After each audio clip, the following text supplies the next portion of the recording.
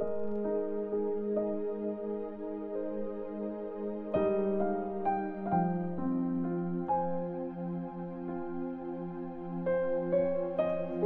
chapter 10. Pinadala ni Jesus ang 72 na disciples. Pagkatapos nito, pumili pa ang Panginoon ng 72 disciples. Dala-dalawa silang pinapunta sa mga bayan at lugar na pupuntahan niya.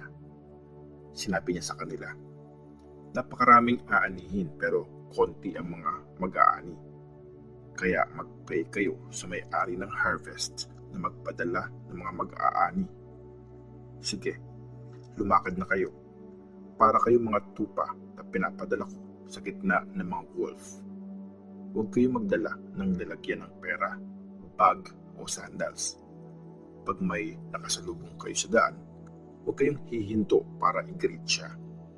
Pagpasok nyo sa isang bahay, sabihin nyo muna, kapayapaan ang dala namin sa bahay na to. Kung may nakatira doon na gusto ng kapayapaan, hayaan nyo mag-stay ang kapayapaan sa taong yon. Kung hindi, bawiin nyo ang blessing. Mag-stay kayo sa bahay na yon. Kainin at inumin nyo ang anumang ibigay nila kasi deserving tumanggap ng sahod ang mga worker. Huwag kayo magpalipat-lipat ng bahay. Every time na papasok kayo sa isang bayan at tinanggap nila kayo, kainin nyo ang pagkain na hinanda nila.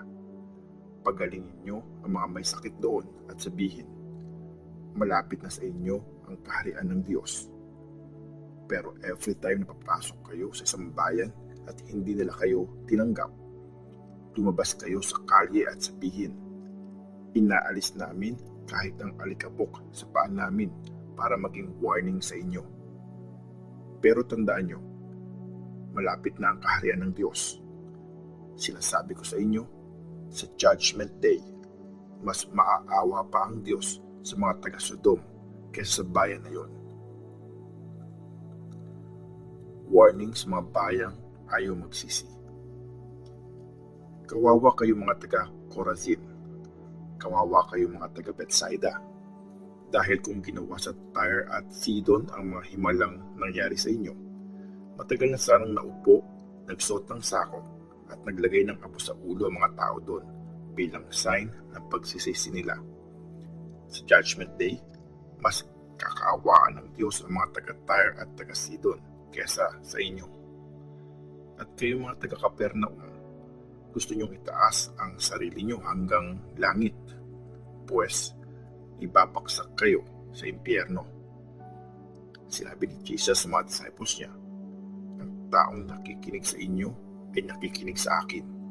Ang taong nagre-reject sa inyo ay nagre-reject sa akin. At ang nagre-reject sa akin ay nagre-reject sa nagpadala sa akin. Bumalik ang 72 na disciples. Sobrang saya ng 72 disciples nung bumalik sila. Sabi nila, Lord, kahit po ang mga demonyo, sumusunod sa amin pag inutusan namin sila sa pangalan mo. Sinabi ni Jesus sa kanila, nakita kong nahulog si Satan na parang kidlat mula sa langit. Binigyan ko kayo ng kapangyarihang tapakan ng mga ahas at mga scorpions at talunin ang lahat ng kapangyarihan ng kaaway.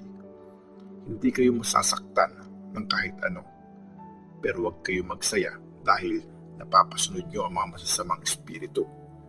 Magsaya kayo kasi nakasulat ang mga pangalan nyo sa langit. Nagpasalamat si Jesus. Napuno ng saya si Jesus noong time na yon dahil sa Holy Spirit. Sinabi niya, Ama, Panginoon ng langit at lupa, salamat dahil pinakita mo sa mga wala pang masyadong alam ang mga bagay na tinago mo sa mga marurunong at matatalino. Opo, Ama, kasi ito ang gusto niyong mangyari. Binigay sa akin ng aking Ama ang lahat ng mga bagay. Walang nakakakilala sa anak except ang Ama.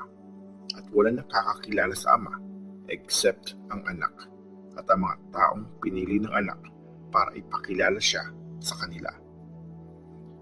Umarap si Jesus sa mga disciples at sinabihan sila privately, "Pinagpala kayo kasi nakita nyo ang mga nakikita nyo ngayon.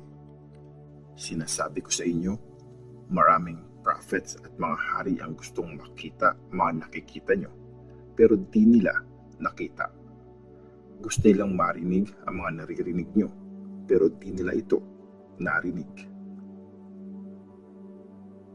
Ang parable ng Good Samaritan. Isang teacher ng law ang lumapit kay Jesus at nagtanong para hanapan siya ng mali. "Teacher, ano pong gagawin ko para magkaroon ng buhay na walang hanggan?"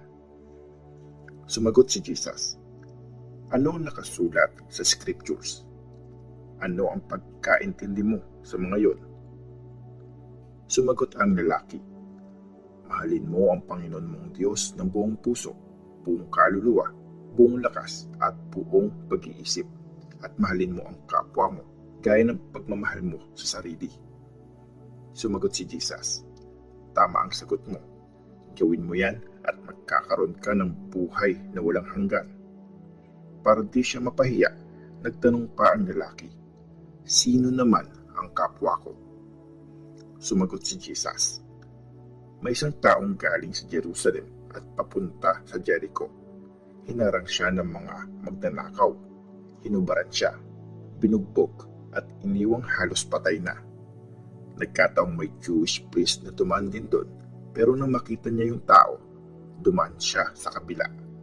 Dumaan din ang isang Levite. Nang makita niyang taong binugbog, nag-iba din siya ng daan. Pero nung may dumaan na isang Samaritan, nakita niya ang biktima at sobrang naawa siya. Nilapitan niya ito, pinuhusan niya ng langis at alak ang mga sugat sa kanilagyan ng benda. Sinakay niya ang tao sa kanyang donkey at dinala sa isang paupahang bahay kung saan niya ito inalagaan. Kinabukasan, binigyan niya ng 2 silver coins ang may-ari ng paupahan at sinabi, "Alagaan mo siya. Pagbalik ko, babayaran ko ang nagastos mo pa sa kanya." Nagtanong si Jesus, "Sa palagay mo, sino sa 3 ang naging mabuting kapwa sa taong binugbog ng mga magnanakaw?" Sumagot ang teacher ng law, "Yung naawa at tumulong sa kanya." At sinabi ni Jesus sa kanya, "Sige, gawin mo rin yun."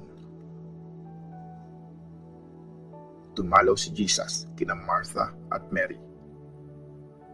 Sa paglalakad ni Jesus at ng mga disciples niya, pumasok sila sa isang bayan.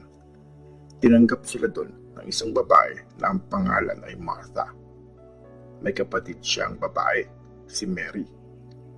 Umupo si Mary sa paanan ng Panginoon at nakinig sa mga teachings niya. Pero masyadong busy si Martha sa paghahanda, kaya lumapit siya at sinabihan si Jesus, "Lord, wala po ba kayong pakialam na iniwan sa akin ng kapatid ko ang lahat ng trabaho? Pakisabihan po siya na tulungan ako." Pero sinabi sa kanya ng Panginoon, "Martha, Martha, masyado kang nai-stress at nag-aalala sa maraming bagay. Pero isa lang ang importante. Pinili ni Mary ang mas mabuti at hindi ito aalisin sa kanya."